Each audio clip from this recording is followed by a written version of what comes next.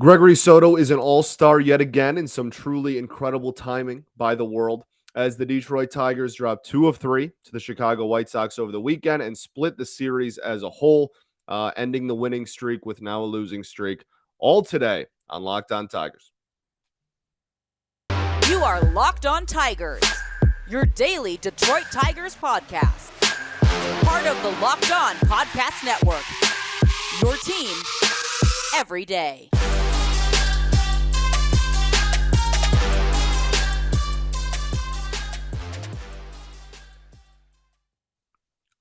What is up, everybody?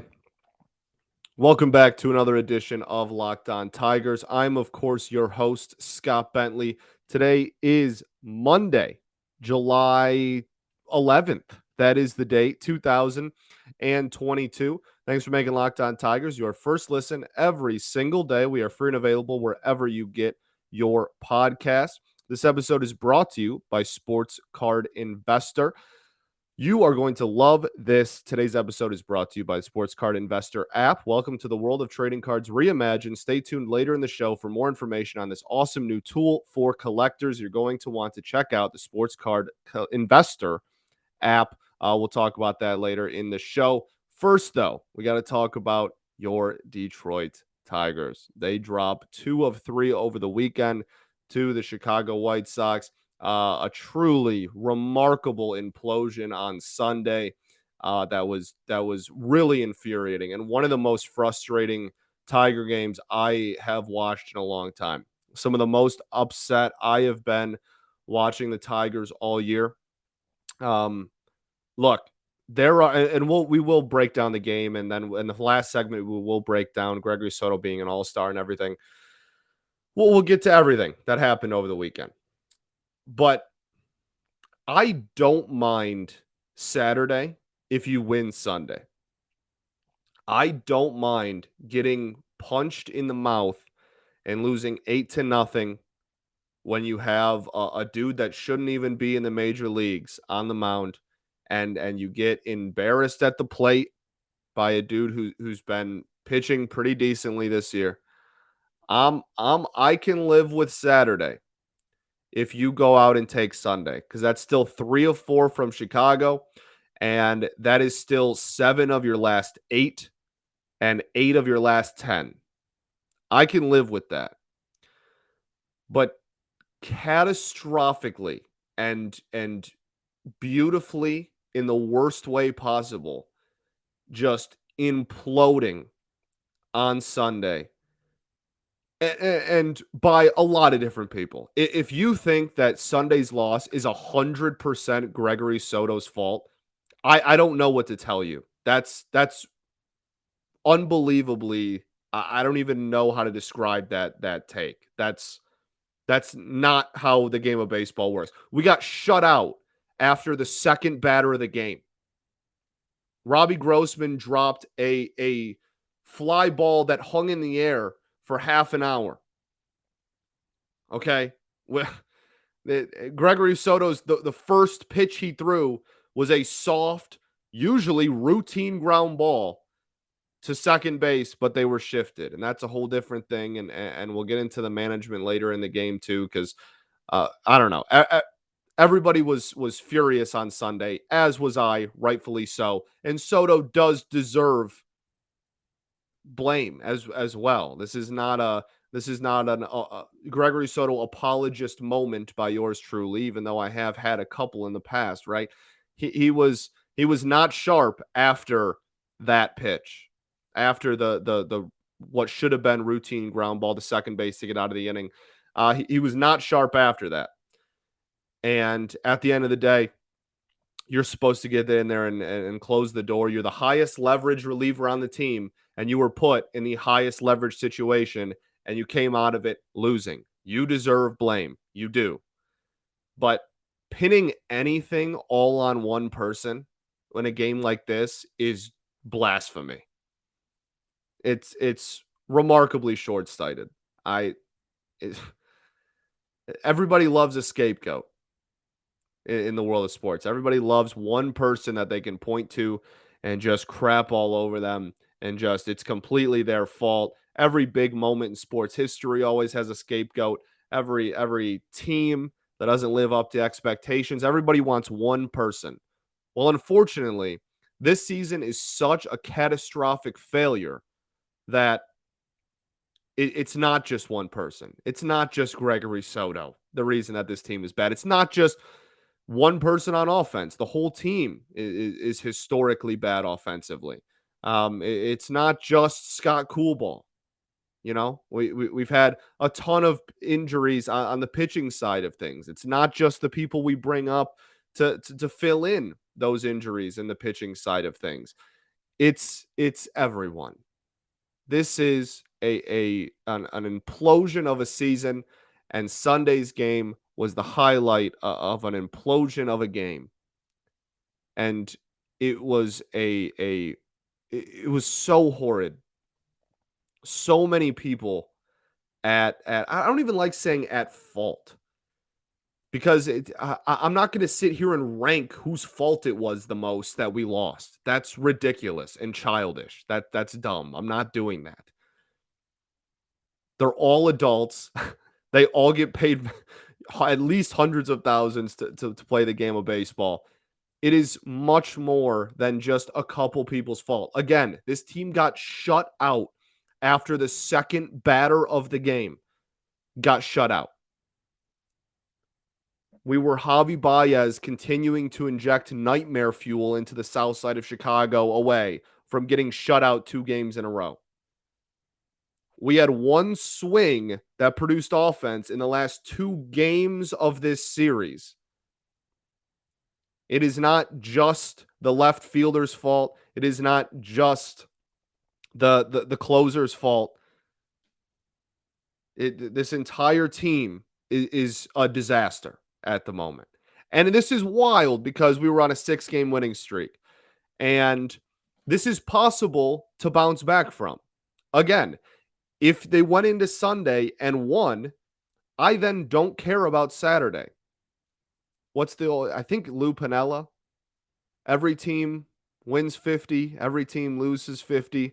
It's what you do with the other 60 that determines how good of a team you are. You're going to get punched in the mouth sometimes. The best teams in baseball history got shut out sometimes and lost by 8 sometimes. It just happens. It's the game of baseball. But how you rebound from those and how you play the next day is what's important. And they absolutely crapped the bed on Sunday in their what should have been bounce back game to still take 3 of 4 from Chicago. So now you're back to 12, 13 games under 500. Remarkably, I think you're a single digit amount of games out of the wild card still, which is kind of unbelievable to me. So I know I just spent the entire first segment talking about not actually breaking down any of the game, but it's not everything has to be one person's fault. You know, golly.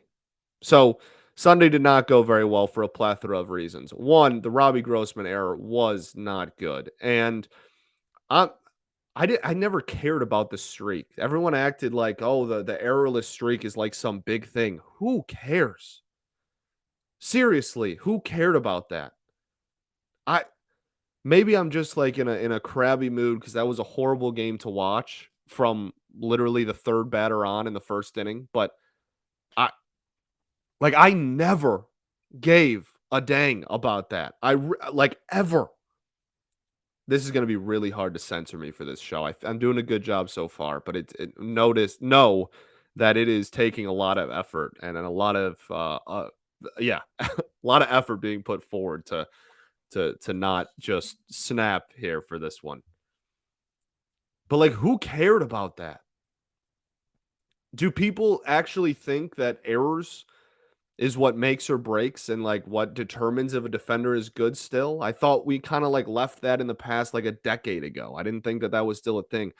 Who possibly could have cared about the Robbie Grossman errorless streak? And honestly, thank goodness it's over. I'm very upset that it happened in the manner that it did. But like Robbie Grossman is not like that good of a defender. He's been slightly a plus defender in left field, depending on what metrics you look at. He's been a minus defender in right field slightly, and he's been a pretty below average defender for most of his career. Everybody's, oh, we have to talk about the fact that the errorless streak is over, and let's take a look back. The post game. Let's take a look at how good of and solid of a defender he's been over the last like 4 years since he last committed an error. What are you talking about? What are just ridiculous. So again, I can't stand the fact that it ended in the way it ended. Golly. But I'm almost glad I don't have to hear about it anymore, because like, who cares? Who cares about an errorless streak from a corner outfielder, man? Like, whatever. So that was not good. It was really not good. And then Gregory, I guess we're going with Sunday first. I wanted to go in order. I wanted to start with Friday, but apparently we're going with Sunday first because I'm just on a tear right now. So we'll get in. We'll just finish up Sunday. We'll just go Sunday first because that's the recent one. You're listening to this on Monday. That's the game you want to hear about. Then we'll recap the rest of the weekend. We're not going to spend too much time on Saturday, honestly. We'll talk a little bit about it, but there's really not that much to talk about. And then we will go to Friday. We'll talk about a nice win and a nice bounce back performance from Skubal. And then we'll talk about Gregory Soto in the All-Star game. We will talk about everything that happened this weekend. But first, I got to tell you all about our friends over at Athletic Greens. This is a company that and a product that I use literally every single day. It's just one scoop of their vitamins and minerals into a cup of water, and you have all the vitamins and minerals your body needs on a daily basis. There, right there in the morning before you eat breakfast. I do it every single morning before I eat breakfast, right when I roll out of bed. Just drink some water with some powder in there, some green powder in there, and I'm set for the day. And I really do notice the difference. It's remarkable. It's something that I live by now. I tell all my friends about it. I've re-upped it several times. It's fantastic. It's lifestyle friendly, whether you eat keto, paleo, vegan, dairy-free, gluten-free. Contains less than 1 gram of sugar, no GMOs, no nasty chemicals, no artificial anything.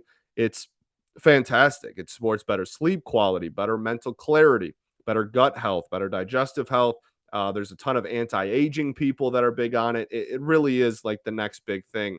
Um, it's amazing, and it's less than $3 a day. So investing in your health is cheaper than your cold brew habit that you have every morning. It's amazing. Athletic Greens is really great. Tarek Skubal talked about using it there. I think during spring training is when he posted about it. So some athletes use it. And to make it easy, Athletic Greens is going to give you a free 1-year supply of immune supporting vitamin D and 5 free travel packs with your first purchase.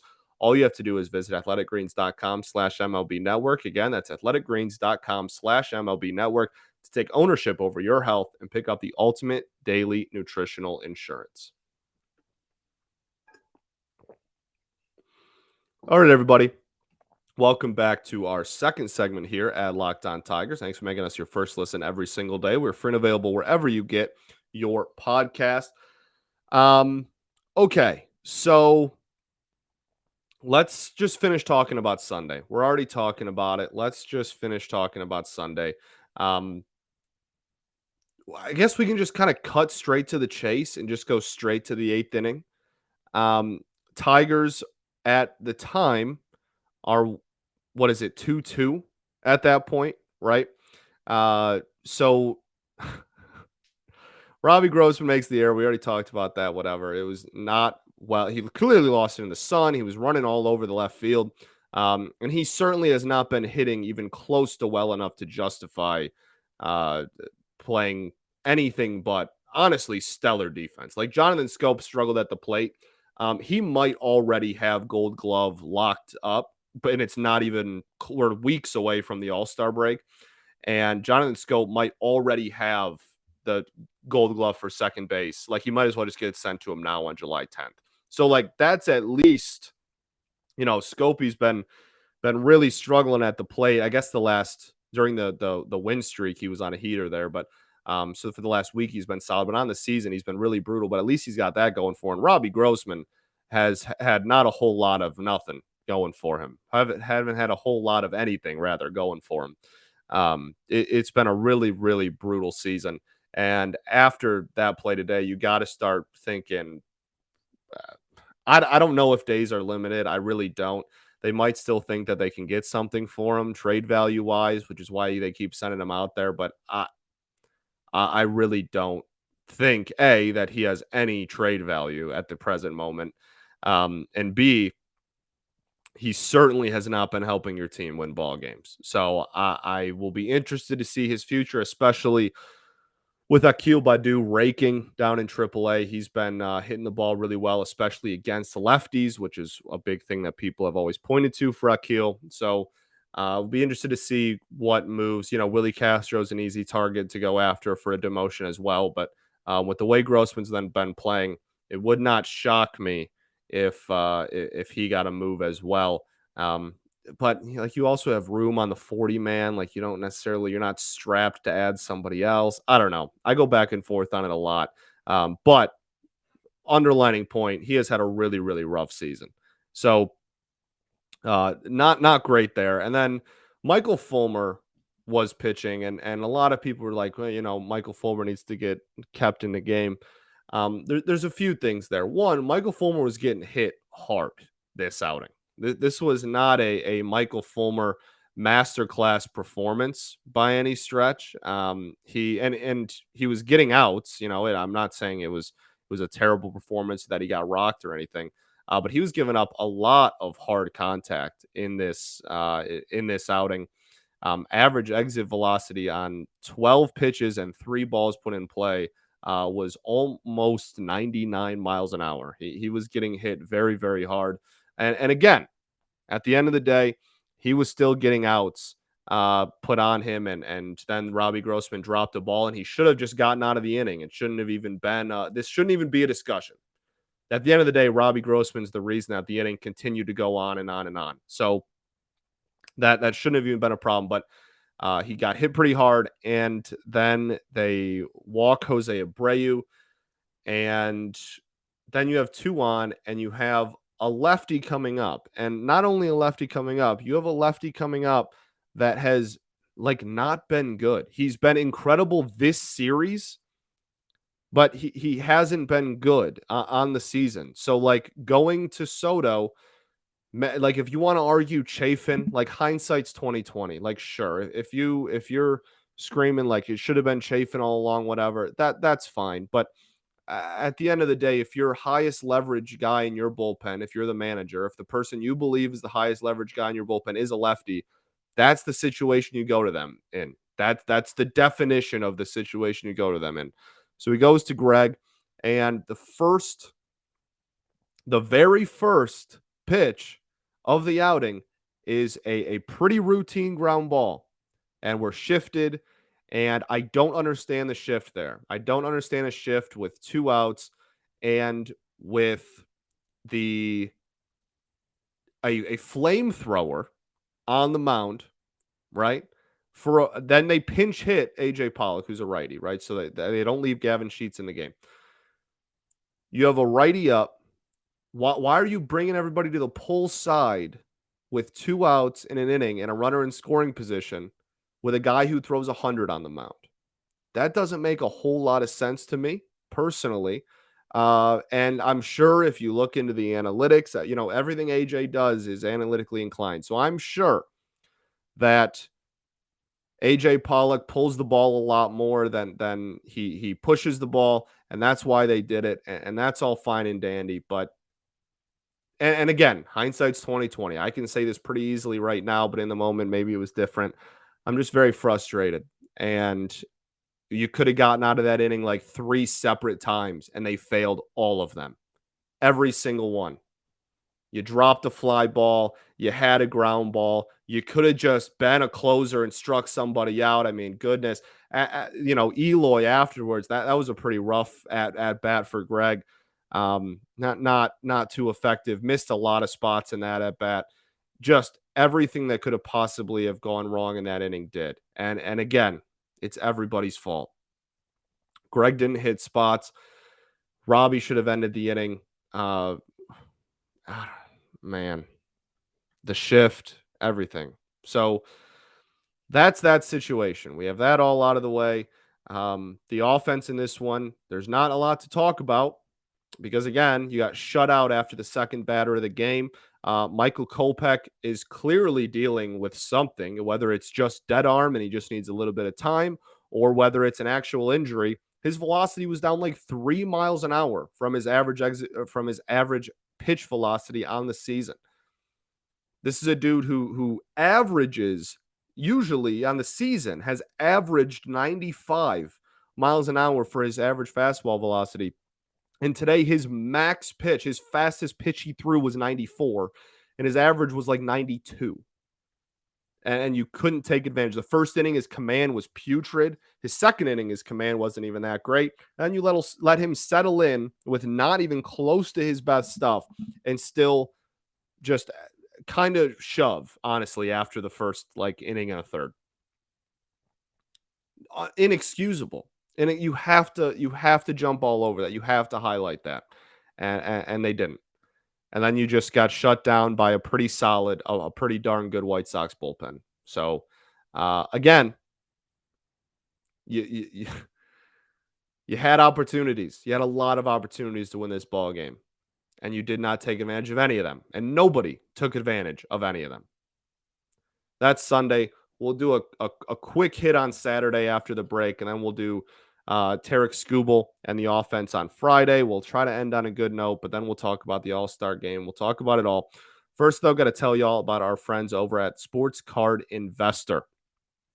Very, very cool new app. Welcome to the world of sports cards reimagined. The Sports Card Investor app is the hobby's most powerful resource.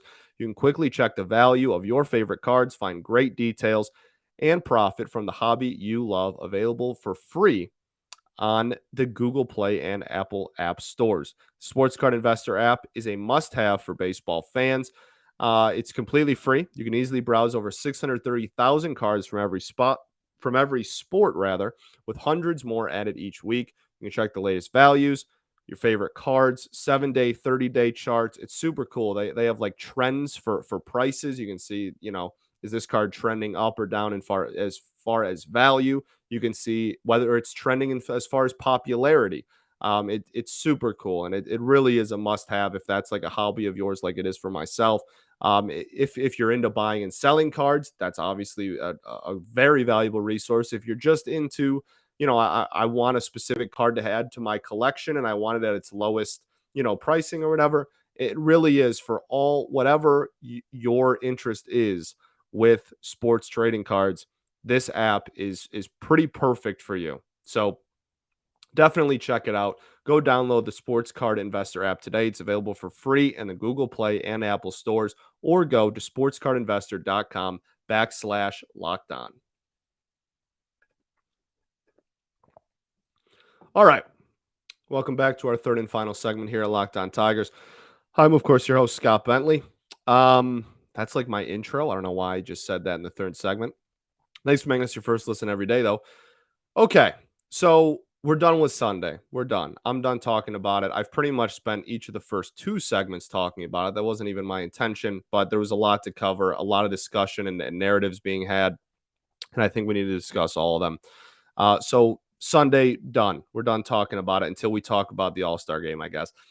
Saturday, you got completely shut out, so not a whole lot to talk about on the offensive end. No one was very good, and Johnny Cueto, who in 2022, Johnny Cueto just turned back the clock and shoved against you. And he's been pretty decent this season, but it's still Johnny Cueto in 2022, and I expect a little bit more out of the offense than him going 8 innings, no walks, 5 Ks. That's not acceptable. It's not acceptable against anybody. Nonetheless, 2022 Johnny Cueto. Hill pitched in this one. He wasn't sharp. The stuff, I still think the stuff plays. I really don't mind the stuff from him. The thing is, the command in this one was really brutal. Really brutal command. Could not locate really much of anything. Breaking ball, the splitter changeup thing, whatever you want to call it. The fastball, really just not very good command. Let a lot of stuff that cut in, a lot of stuff that was just placed in. Um, not great, not great. So not too much to discuss there. He was optioned to AAA as well. Pretty, I mean, makes sense. Drew Carlton's back. Just we need dudes that are going to eat innings, and yeah, I guess they don't have too much faith that he can provide too much more valuable innings for the team. We will see what they do. We still have several doubleheaders this month. We have one still before. We have one tomorrow. Today, as you're listening to this, we have a doubleheader on Monday, July 11th, which is today as you're listening to this. So we'll see who they call up and who they want to start in those games. And then we have a doubleheader, I think, like right after the All-Star break, too. So it might not be the last we see of them, but for now, sent back to AAA. I like should never have was there no intention of him pitching at the major league level in 2022 going into the season. So the fact that we even got one good start out of him is kind of a plus. And that's just so frustrating to even say because we're in year 6 of the rebuild and like we're hanging our hat on one good start of a prospect. Golly. Anyway, the bullpen in this one, Will Vest, did not look very sharp. He struggled again on Saturday. And then Jason Foley didn't look very sharp either. That's the first time he's been pretty sharp lately. Did not look good on Saturday, though. And then Cody Clemens pitches, whatever. Okay, let's go to Friday. Tarek Skubal, 7-5 win. This one was a really fun game.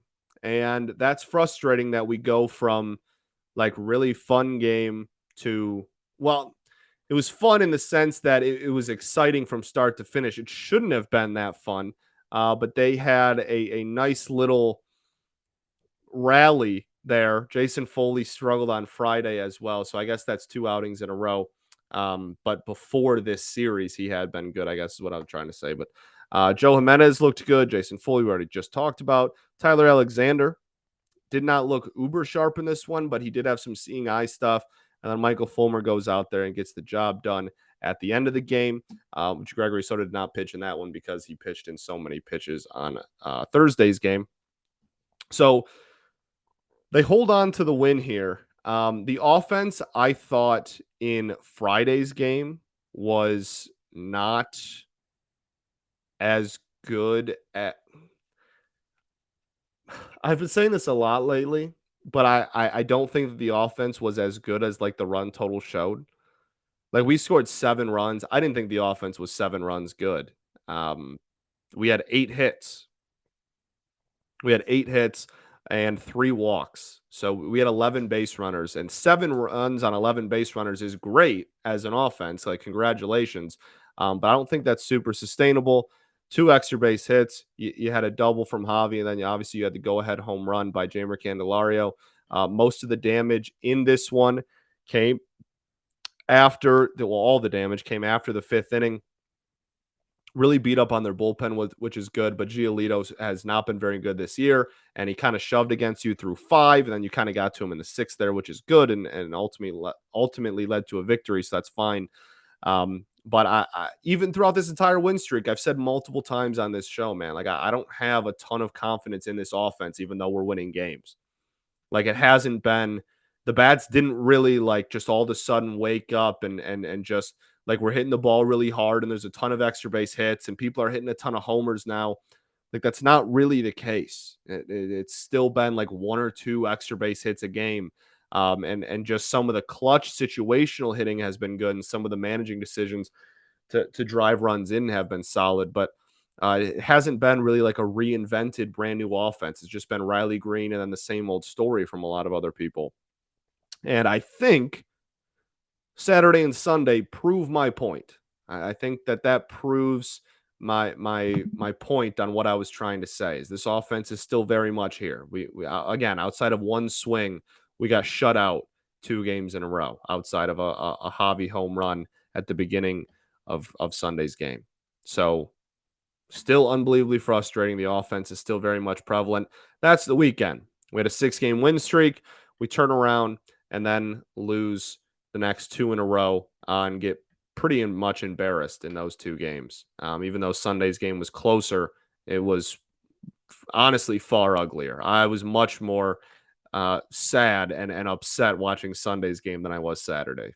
So there's your weekend recap. Let's quickly get to Gregory Soto to the All-Star game. We have to cram all this into one because then we have a double header tomorrow. So we got 2 more games to talk about then. So we do have, I'm sorry we have to cram a lot into one show. And I kind of rambled at the beginning, which probably leads to why this is going to go over 30 minutes. So my fault. But Gregory Soto named the All-Star for the Detroit Tigers. Every team has to have a representative, and Gregory Soto is ours. Initial reaction, not my pick. Not even really close to my pick.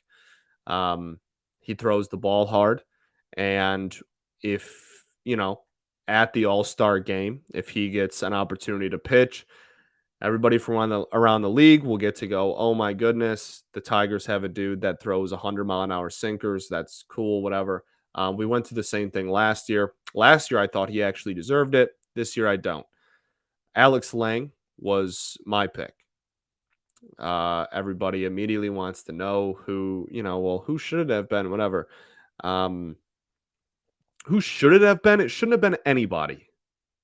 The everybody has to have one representative is the only reason we've had an all-star for the last half a freaking decade. It shouldn't have been anyone. This team is over 10 games under 500.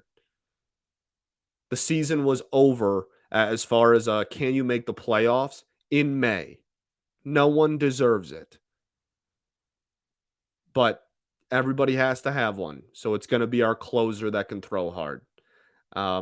I think Alex Lang deserved it. I think he can still check the box of marketability in the All-Star game. I think he can still, check the box of like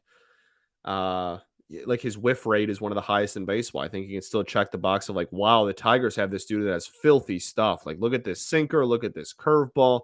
This is crazy. This dude should be, build the Tigers bullpen around him going forward. I still think you can check all the boxes of marketability and still give it to someone that I think actually deserved it. He's got a lower ERA than Greg. He's got a lower whip than Greg. He's got better advanced metrics than Greg. It's just he's not the closer. And that's pretty much the only reason that I think Greg got the nod. I think Michael Fulmer deserved it ahead of Gregory Soto. And Michael Fulmer wouldn't have been my selection. As I said, I think mine would have been Alex Lang. But I think Fulmer probably still deserved it over Greg as well. None of the hitters deserved it. If you're about to come on here and say that, Javi Baez or somebody deserved it over Gregory Soto, that's Luda. That's ludicrous. But none of the starters deserved it. It was looking like Tarek Skubal for a while, but after his most recent start was solid, but his 5 before that kind of ruined that opportunity. It was always going to be a reliever. That was unavoidable because that's what bad teams get. Bad teams, all-star representatives are just random relievers. That's how it works. That's how it's always worked. So it was always going to be a reliever. And I don't think they picked the right one. And the fact that it happened on a day where he couldn't get the final out in an inning is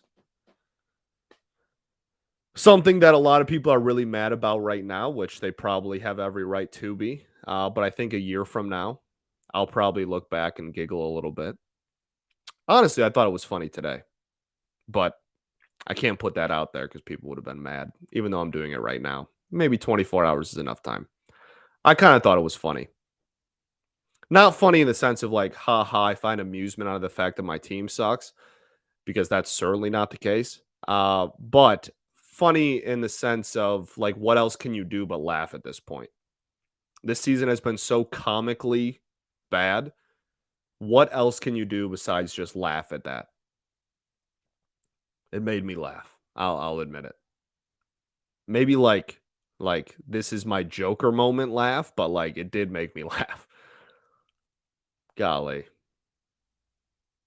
So there you have it. Gregory Soto is your all-star for the second straight season. He's your only Detroit Tigers representative. Hope he looks good. Hope he doesn't give up a home run like last year. At least hopefully we can get something like that. But Yeah, my pick was Alex Lang.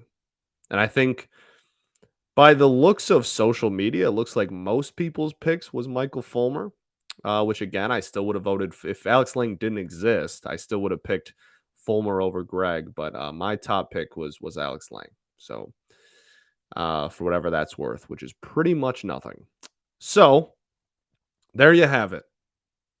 Super encouraging, positive, just oozing with positivity episode. We didn't even really talk about Tarek Skubal. Tarek Skubal looked really good on Friday, really quickly. I'm so sorry. Tarek Skubal looked really solid. Also, shout out Drew Hutchinson, who just showed up and gave his first quality start in 6 years. That's pretty cool. But it was all for naught. But I thought he looked really good.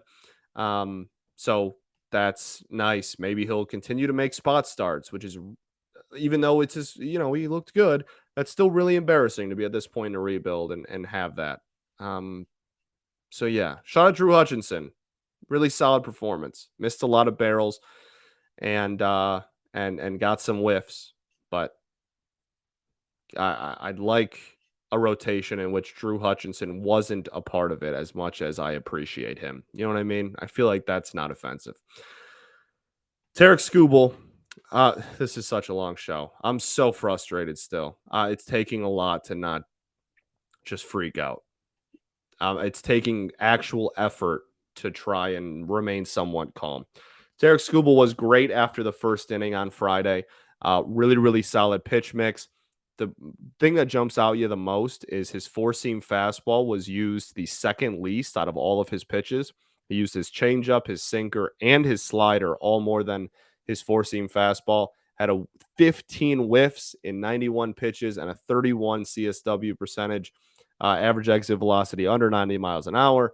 He was all around really, really solid, especially if you just remove that really rough first inning. He settled into a groove and really found was hitting his spots a lot better. His command was a lot better. All around, really, really solid. So shout out to Tarek. I'm sorry I didn't go more in depth, but we had so much to cover today and have so much to cover tomorrow that I was kind of forced to cover it all today. So and this show is already long. So I'm sorry for the length. I'm sorry for everything. I'm sorry for your Sunday. Honestly, I don't want to add to your frustration that is carried over from the ridiculousness that we just had to watch on Sunday, July 10th. So if I added to that and you're like, this kid is a clown on the mic, I apologize. I genuinely don't want to make your Tigers fandom any worse than it is. So hopefully we can go out there and I don't want this again. This is really a pessimistic episode, and I know that. And if we go and win two on Monday, then I will get on here and be in a significantly better mood. And splitting with the White Sox and sweeping Cleveland and winning two and getting off on the right foot here against Kansas City could all be, maybe just a blip in the radar. And maybe this team is performing better. And I shouldn't let one game get to me like that. And that's all totally fair. And I know I'm going to see a lot of those comments, but it's just the team is still like 12 or 13 games under 500. There's still a long ways to go to get this fan base back on like the "we believe in you" side, and the fans deserve better, and yeah, we all deserve better. And yeah, I'm not going to tell anybody how to be a fan. So if that's your opinion, go for it. Okay, I'm done. Thanks for making Locked On Tigers your first listen every single day. Now make your second listen Locked On MLB Prospects. Lindsey Crosby is a prospect encyclopedia. He's going deep on the MLB stars of tomorrow. He's free and available wherever you get your podcast. Okay, I am really done. I don't even have anything else to say. Peace and love. Going to therapy's dope. And I will catch y'all tomorrow, hopefully recapping 2 wins in a day. Go Tigers, baby.